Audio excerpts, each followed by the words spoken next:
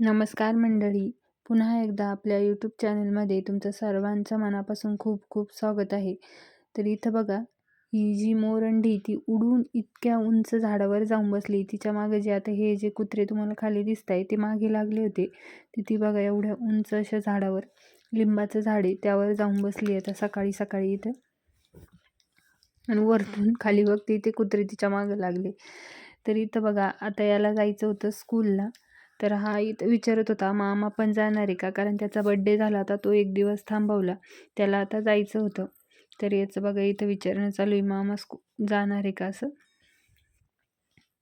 तर आता हा गेला स्कूलला, कारण त्याला सोडवायला गेले त्याचे पप्पा.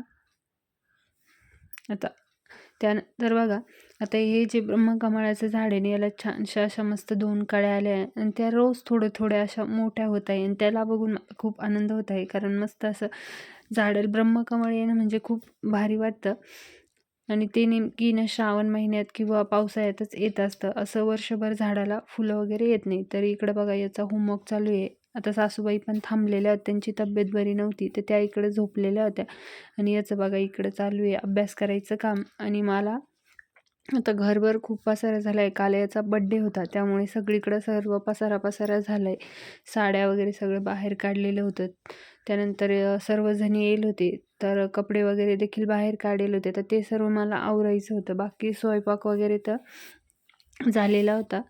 आणि ते शंभूचे पप्पा देखील ऑफिसला गेलेले होते. शंभू स्कूलवरून आला होता, तो तिथं त्याचा होमवर्क करत होता. आणि इथं मला हे जे घर आहे सर्व आवरून घ्यायचं होतं, कारण सर्व कपडे आता याचे हे खेळणे बघा. तर हेलिकॉप्टर आहे, तर ते देखील त्याला त्याच्या बाबांनी गिफ्टमध्ये दिलं आहे. आता गिफ्ट आले तर त्याचं सारखं तेच खेळणं चालू आहे सध्या, कारण आता नवीन त्याचं तेच चालू असतं. जोपर्यंत त्या वस्तू खराब होती नाही तोपर्यंत त्याचं तेच खेळणं चालू असतं. तर इथं माझं हे जे आहे, आता याच्या जान वगैरे गादी वगैरे होती, त्यांना मला खोळी बनवायच्या होत्या, तर मी त्या पुढच्या रूममध्ये ठेवून घेत होती, कारण इथं खूपच गर्दी झाली. तेवढे कपडे सगळीकडे झाले होते ना, तर ते मला आवरून घ्यायचे होते. आणि बाहेर तर पावसाची सारखी रिमझिम चालू होती. तर काल बड्डे होता, काल घर भरेल होतं. आज मम्मी पप्पा त्यानंतर सासरे ते गावाला गेले होते. सासूबाईंची तब्येत खराब होती त्यामुळे त्या थांबल्या होत्या आणि भाऊ देखील थांबलेला होता, त्याला पण जायचं होतं. पण मग त्याला म्हटलं थांब, तू उद्या जा असं.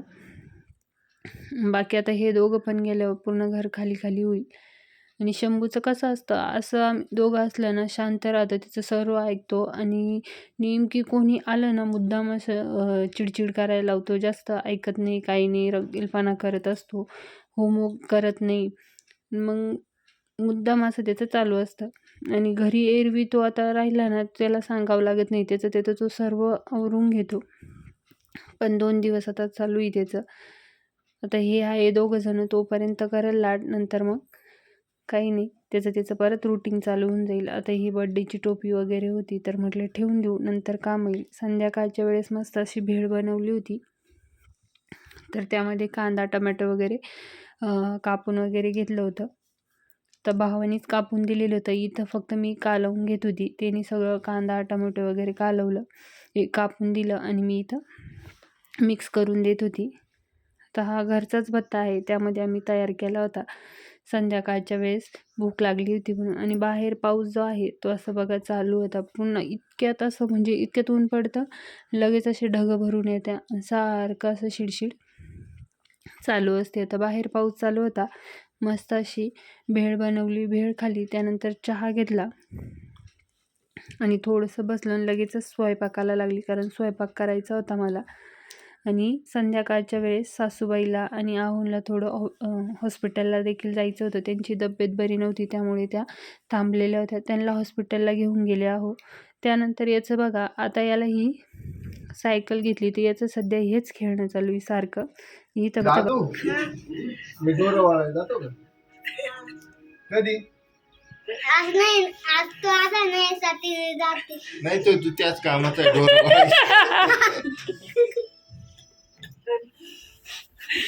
तर इथं बघा या दोघांची काय मजाक चालू होती. इथं मागे गाई वगैरे आल्या होत्या आणि भाऊ त्याला सांगत होता का तू हे वाळायला जातो का, तो म्हणतो हो ना जातो ना, पण तू आलाय ना म्हणून आज जात नाही म्हणे मी.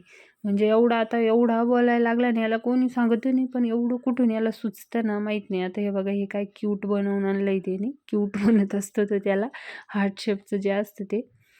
तर त्याला सांगायची गरज पडत नाही, एवढे बोलत असतो ना, म्हणजे कुठून त्याला एवढं सुचतं. कधी कधी आपल्याला पण असं वाटतं का कुठूनही एवढं असं बोलतं. आता ही बघा, ही फांगाची भाजी आहे. आता तुमच्याकडे याला काय म्हणता मला कमेंट करून नक्की सांगा.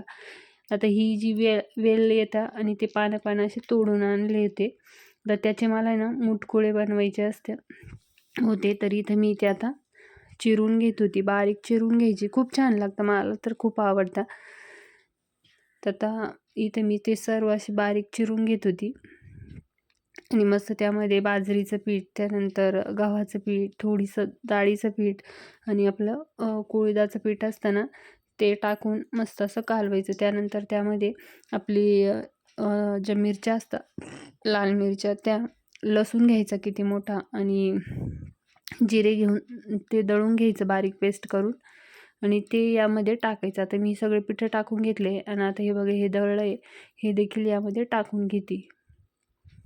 तर हे असे कालवून व्यवस्थित त्याचे गोळे करायचे आणि छोटे छोटे मुटकुळे करून आपलं असं ते वाफायचं असतं ना, तर त्यामध्ये चाळणीत ठेवून वाफवून घ्यायचे आणि त्याच्यानंतर थंड झाल्यावर कट करून मस्त तळून घ्यायचे. खूप छान लागतात.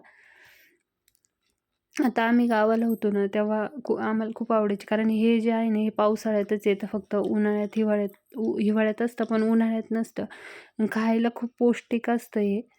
म्हणजे याची कोणी भाजी पण बनवतं, पण आम्ही तर आहेत ती असे मुटकुळेच बनवत असतो. हे असे एकत्र करायचा गोळा, ज्याचे छोटे छोटे गोळे करून वाफवून घ्यायचे.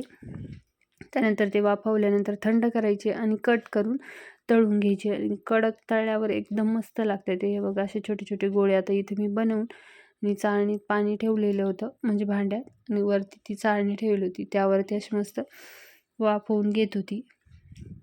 आता बाकी पण मला स्वयंपाक करायचा होता, कढी बनवायची, त्यानंतर थोडी शेपूची भाजी होती ती देखील बनवली, त्यानंतर भाकरी बनवल्या.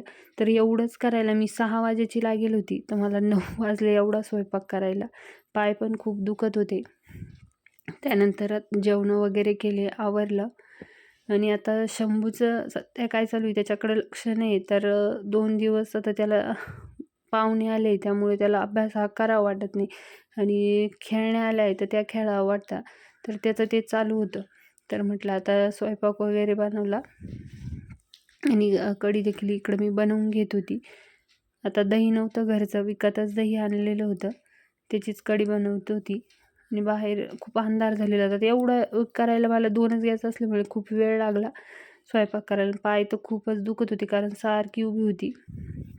त्यानंतर बघा, आता हे जेवण वगैरे केले आणि याला थोडं अभ्यासाला बसवलं होतं. तर याला करायचं ते किती जीवावर आलं होतं बघा.